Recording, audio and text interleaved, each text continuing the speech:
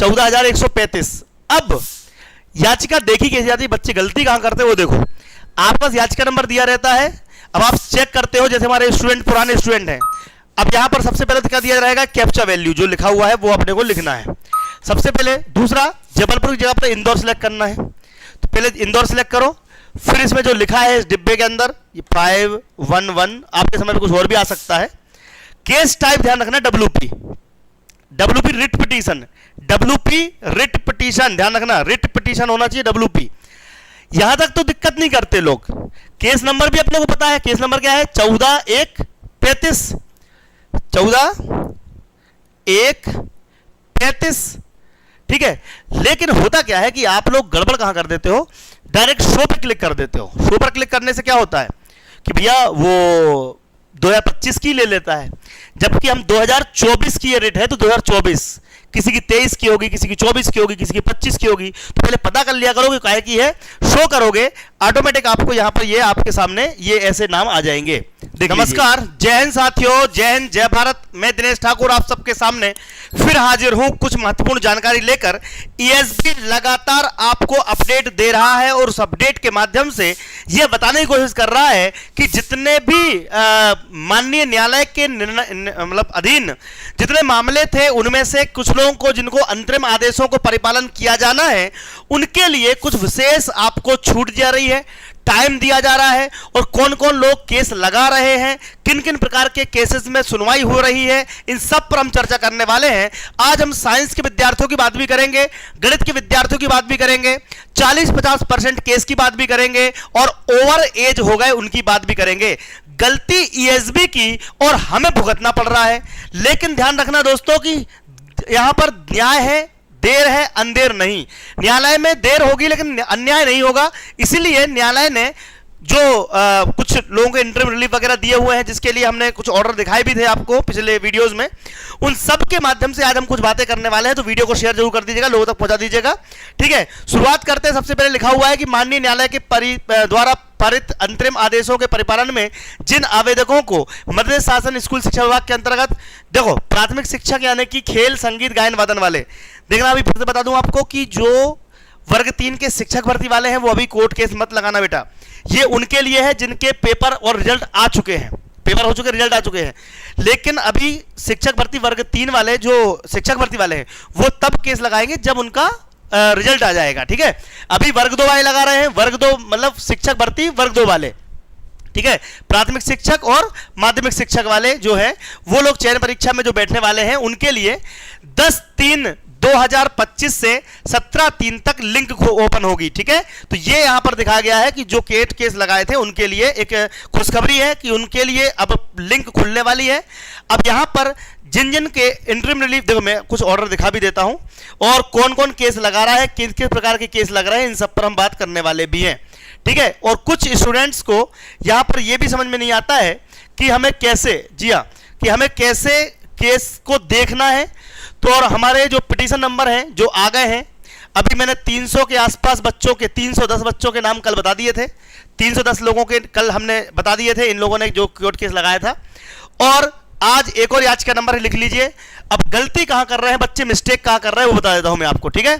गलती या मिस्टेक कहां हो रही है, 7940 अगर आपको मैंने याचिका नंबर दिया, इसमें देखो पहले नंबर पर निर्मल, 2 नंबर पर नर्मदा दास, फिर महादेव, फिर प्रज्ञा, ऐसे आपके 5वें नंबर पर, 6वें नंबर पर, 7वें नंबर पर ऐसे आपके दिखाई दे रहे हैं। ऐसे ही मान लो आपको देखोगे 8वां, 9वां, 10वां, 11वां आपके नाम दिखते जाएंगे। लेकिन कुछ लोग बोल रहे हैं सर कि हमको तो ये पिटीशन नंबर हाई कोर्ट की वेबसाइट में मिल ही नहीं रहा। भैया कैसे नहीं मिल रहा, मैं आपको दिखाता हूं विद प्रूफ, 2 मिनट रुक जाइएगा।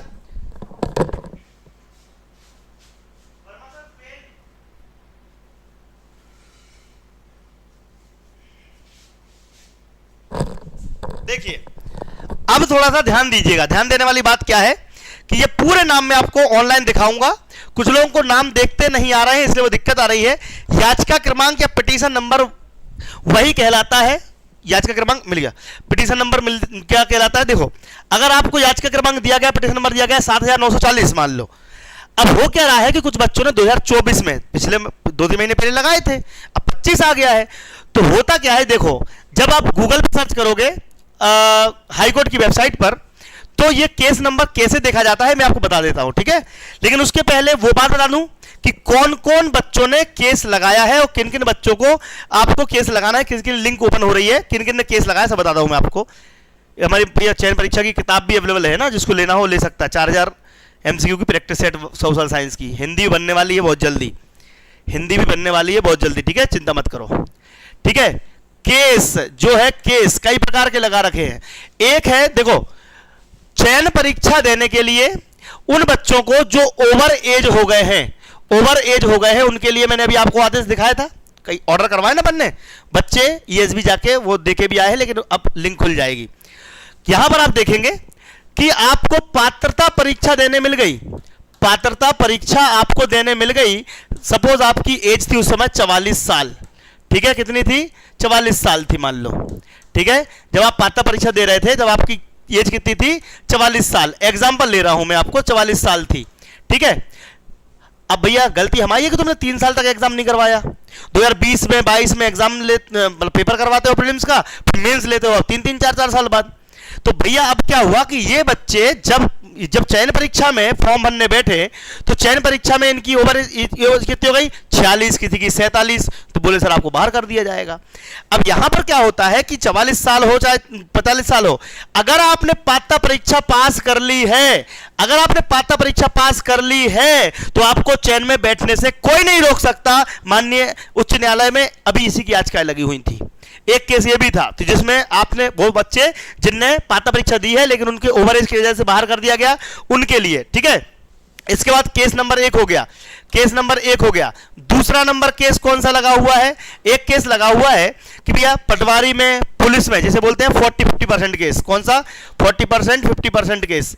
इसमें क्या था, इसमें यह था कि पटवारी हो या बड़ी बड़ी और भी एग्जाम, बहुत सारी एग्जाम्स आपने देखी है, जैसे कि असिस्टेंट प्रोफेसर देख लो, उनमें पटवारी देख लो, पटवारी में 40-50% में पास माने जाते हैं।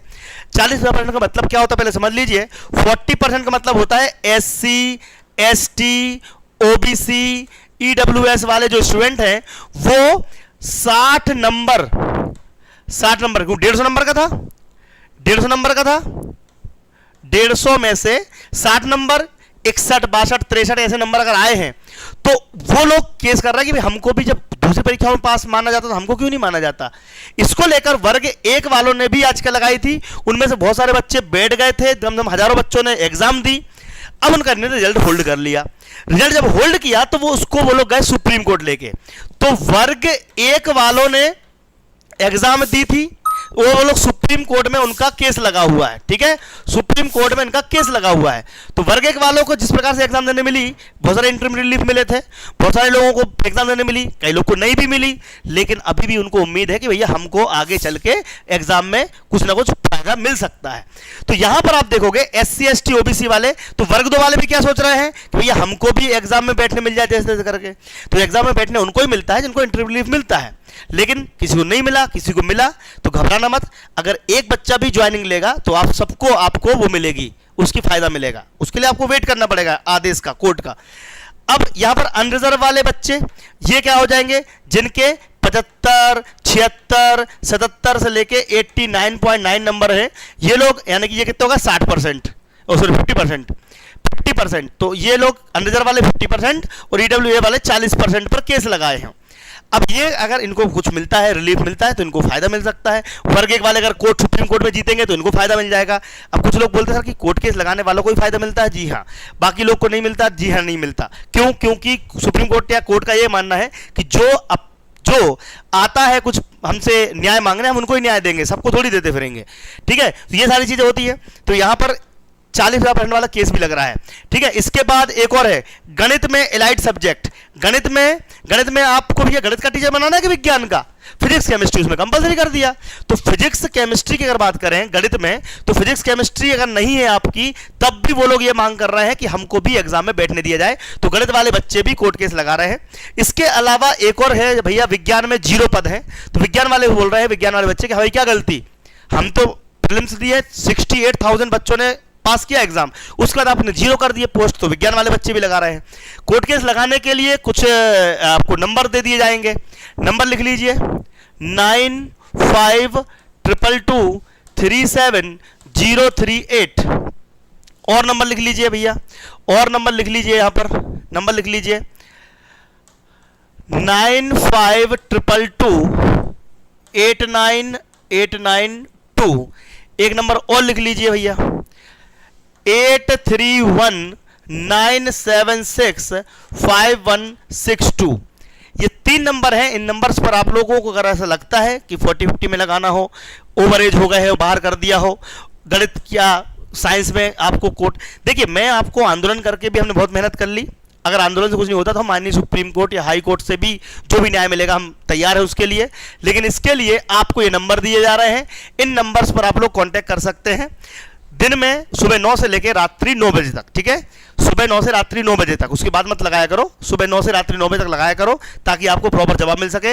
अगर व्हाट्सएप कर दोगे तो ज़्यादा अच्छा रहेगा, क्योंकि कई बार फोन नहीं उठ पाते, बहुत सारे बिजी होते हैं लोग। ठीक है, तो ये 40% वाले बच्चे कौन है? SC ST OBC EWS में, जिनके 60 नंबर 61 नंबर 62 नंबर 63 नंबर हैं। ये लोग बोल रहे हैं कि भैया हमको बैठने दिया जाए। अब एग्जाम में दो कोर्ट केस लगाने की जिम्मेदारी अपनी है कि हम आपको लगवा देंगे प्रॉपर तरीके से। बेहतरीन 25-30 साल एक्सपीरियंस जो हमारे एडवोकेट्स हैं उनसे हम आपके कोर्ट केस लगवा देंगे। अगर आप इंदौर आएंगे तो 3 इमली आ जाइए, हमसे यहाँ पर बैठ के रूबरू आप दे सकते हैं हमको डॉक्यूमेंट, या फिर हाईकोर्ट चल देंगे, अपन हाईकोर्ट में बात कर लेंगे। नहीं आ सकते तो घर बैठे भी आप अपने इन नंबर्स पर व्हाट्सएप करके भी अपना काम कर सकते हैं। जितना खर्चा आपका आने जाने में लगेगा उतने में आपका केस ही लग जाएगा। ठीक है, तो आप सोच सकते हैं कि ये इतना आराम से आपका काम हेल्प हम कर सकते हैं आपकी।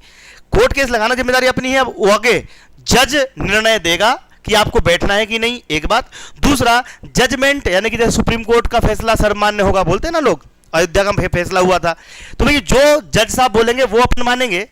अपन मेहनत कर सकते हैं, एक बार प्रयास कर सकते हैं, वो आपके लिए मैं हेल्प कर सकता हूं, आप घर बैठे अपना काम कर सकते हो, इतना मैं कर सकता हूं। लेकिन इसके आगे की जानकारी, जी हाँ ठीक है, पदवृद्धि के लिए न्यू जी बोल रहे पदवृद्धि के लिए, मैं बोल रहा हूं पदवृद्धि के लिए। अब आप लोग पदवृद्धि के लिए मेहनत ही नहीं कर रहे हो। हमारे कितने बार हम लोग आंदोलन करें भैया, सबसे पहले आंदोलन करने के लिए मैं ही तैयार हुआ था, भोपाल गए थे, 2 बार आंदोलन करे पदवृद्धि के लिए, बट बच्चे घर बैठे रहते हैं। अब बच्चे घर बैठे बैठे क्या करेंगे, तो भैया कोर्ट केस के माध्यम से कुछ हो जाए तो ठीक है। तो यार कोई भी हो, मैथ में आप देख सकते हो, मैथ में जबरदस्ती सब्जेक्ट घुसेड़ दिए, फिजिक्स केमिस्ट्री, क्यों भाई?